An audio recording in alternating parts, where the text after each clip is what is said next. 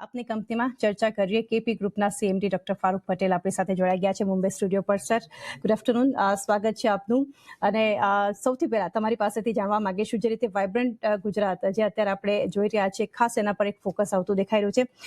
ઘણા બધા ફેક્ટર્સ એક ધ્યાનમાં ઇકોનોમી માટે, ગ્લોબલ રેકગ્નિશન માટે એક મહત્વનું છે. કઈ રીતે કઈ અપેક્ષા તમે રાખી રહ્યા છો? કારણ કે પહેલા જ આપણે એમઓયુ સાઇન થતા બધી બાજુ જોઈ રહ્યા છીએ અને રેકોર્ડ નંબર્સ આ વખતે એક અપેક્ષા બનતી દેખાઈ રહી છે.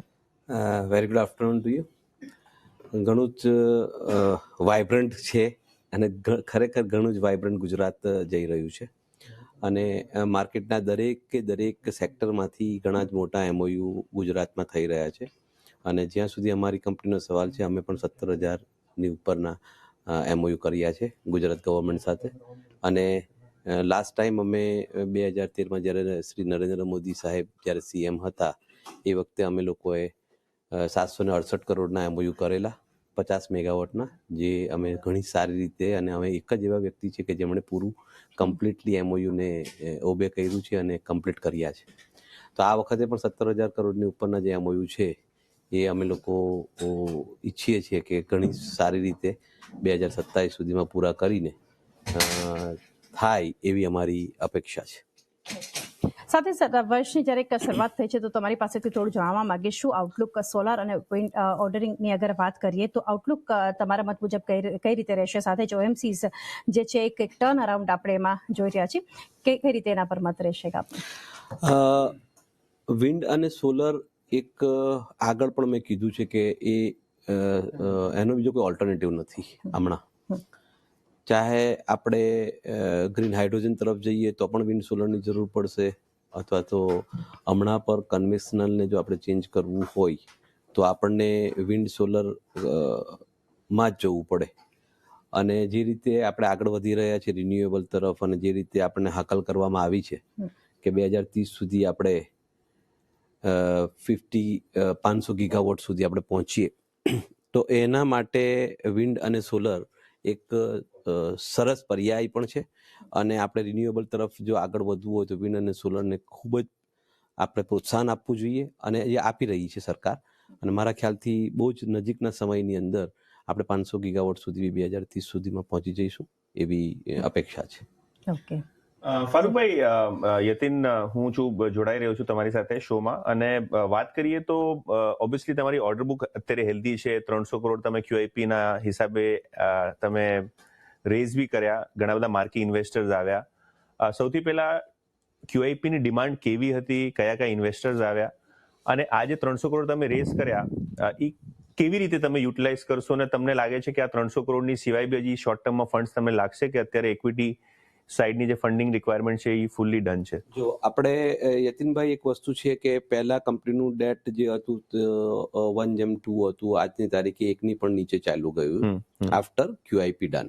ઓકે. અને પહેલા જેવી રીતે કે અમારી પાસે તમે જોતા હશો કે અમારી પાસે કોઈ પણ નામવાળા ઇન્વેસ્ટરો નહોતા, જે આ QIP વખતે અમને JP મોર્ગન છે અને બેંક ઓફ અમેરિકા છે, એવી જ રીતે કોન્ટ છે, એવી જ રીતે બેંગાલ ફાઇનાન્સ છે, એવા ઘણા SBI છે જનરલ, એવા ઘણા નામી લોકો, એટલે કે 27 લોકોએ એની અંદર પાર્ટિસિપેટ કર્યું. અને તે 27માં અડધા ઇન્ડિયાની બહારના અને અડધા અહીંયાના, અને ઇન્ડિયાની બહારના પણ એવા કે જે ટોપ 10 વર્લ્ડની અંદર ટોપ 10 છે તેમાંના 5 લોકો છે. સો હું એવું કહીશ કે QIP was a very success.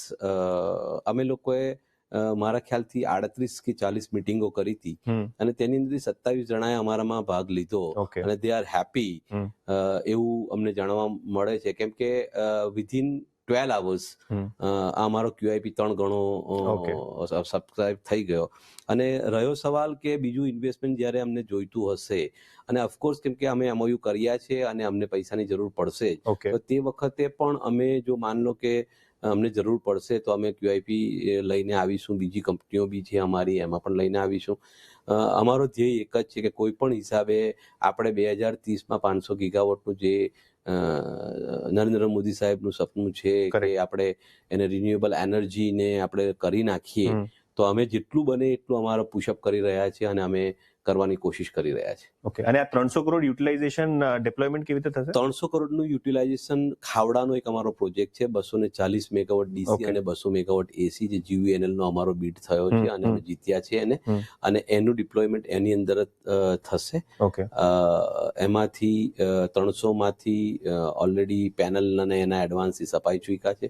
So now let's see કે બહુ નજીકના ભવિષ્યમાં એ બાકીનું ડેટ જે છે તે SBI અમને કન્ફર્મ કરી આપ્યું છે. Okay. So we will do it and we deploy the money over there only.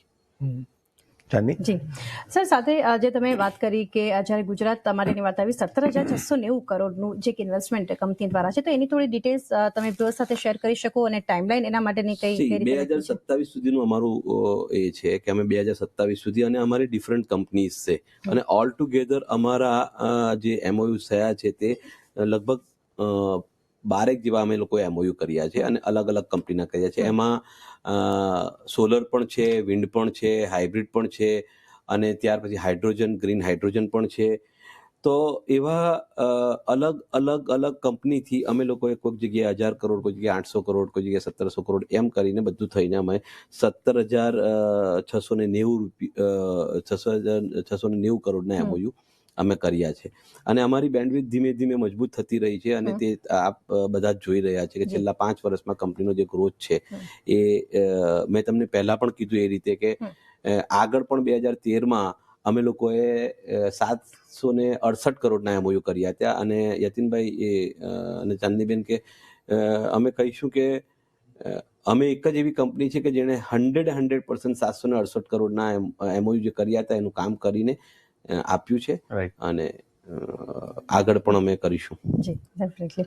Farooq sir, જે કેપ્ટિવ પાવર પ્રોડ્યુસર સેગમેન્ટમાં જે એક ઓર્ડર મળ્યો છે એના ઉપર થોડું એક જે પૂછવા માંગીશું કે જે ઓર્ડર વિન છે તો રિપીટ કસ્ટમર્સ જે છે એ અહીંયાથી તમે જોઈ રહ્યા છો, અને સ્પેશિયલી એબિટામાં કેટલું એડ કરશે, ઓર્ડર બુકમાં એ ક્યારે દેખાશે? અમારા કસ્ટમરો ઘણા બધા, બલકે હું એવું કહીશ કે બધા જ કસ્ટમરો રિપીટ થઈ રહ્યા છે. એ લોકોને પણ એ લોકો ફ્લરિશ થઈ રહ્યા છે તો જ રિપીટ થઈ રહ્યા છે, કન્ઝમ્પશન વપરાઈ રહ્યું છે, ગવર્મેન્ટની પોલિસીઓ સપોર્ટ કરી રહી છે. પહેલા અડધું હતું, હવે પૂરેપૂરું કન્ઝમ્પશન પણ લઈ રહ્યા છે, અને એ લોકો અમારી સાથે જોડાઈ રહ્યા છે.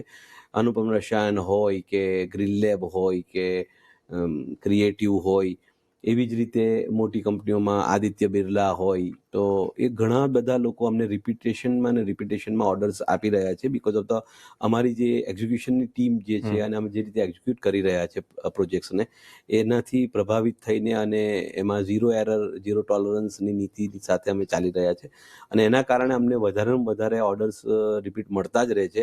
અને ઓફકોર્સ આ રિન્યુએબલ એનર્જી છે, એટલે સોલર હોય તો 9 મહિનાથી લઈને કે 1 વર્ષ, અને વિન્ડ હોય તો 1 વર્ષથી લઈને કે 18 મહિના સુધીનો એનો સમય હોય છે એક્ઝિક્યુશનનો અને CODનો, અને એ દરમિયાનમાં એ એબિટામાં બી કન્વર્ટ થઈ જ રહ્યું છે. અને ફોર યોર નોલેજ કે ગયા વર્ષ કરતાં આ વર્ષની અમારી જે ટોપ લાઇન છે એ પણ આપ બધાને દેખાશે જ, કેમ કે ગયા વખતે 3 ફિગરમાં હતું, આ વખતે 4 ફિગરમાં આવશે, અને ગયા વખતે જે હતું એના જેટલું તો અત્યાર સુધીમાં કંપનીઓ પહોંચી જ ચૂકી છે. હવે એના નજર રાખવાની કે બાકીના 3 મહિનામાં કેટલું અમે વધારે કરી શકીએ છીએ. That is for definitely sir, ઘણી ડિટેલ્સ જે છે તમે અમારી સાથે આજે શેર કરી, અને થેન્ક યુ ખાસ અમારી સાથે જોડાઈ અને માહિતી આપી એ બદલ. CNBC બજાર સાથે તમે જોડાયા. Thank you very much two CNBC બજાર, અને thank you very much to you and Yatin સાહેબ, અને થેન્ક યુ. ફારૂકભાઈ, તમે સુરત થી આવ્યા, 3 પીસ કોટ પહેરીને, ઠંડી બધું છે સુરતમાં? એકચ્યુઅલી પોકનો સમય થઈ ગયો છે. સુરતની અંદર થોડીક ઠંડી તો છે જ, પણ સાથે સાથે થોડુંક કંપનીના અને તમારી પાસે આવવાનું એટલે ફૂલ તૈયારીમાં પૂરું બધું પહેરીને આવવું પડે, એવું મને સમજમાં આવે. બાકી જરૂરી નથી, પણ મારે પહેરવું પડે, કેમ કે CNBC બજાર જેવી મોટી ચેનલમાં આવવાનું હોય તો અમારે એટલીસ્ટ એટલું તો અમારું એ જાળવવું પડે. સર, વી રિયલી એપ્રિશિએટ તમારો જે ઓનેસ્ટ આન્સર છે ખાસ કરીને તમે આપ્યો. Again thank you Farooq sir, અમારી સાથે જોડાઈ અને ડિટેલ્સ શેર કરી. Thank you.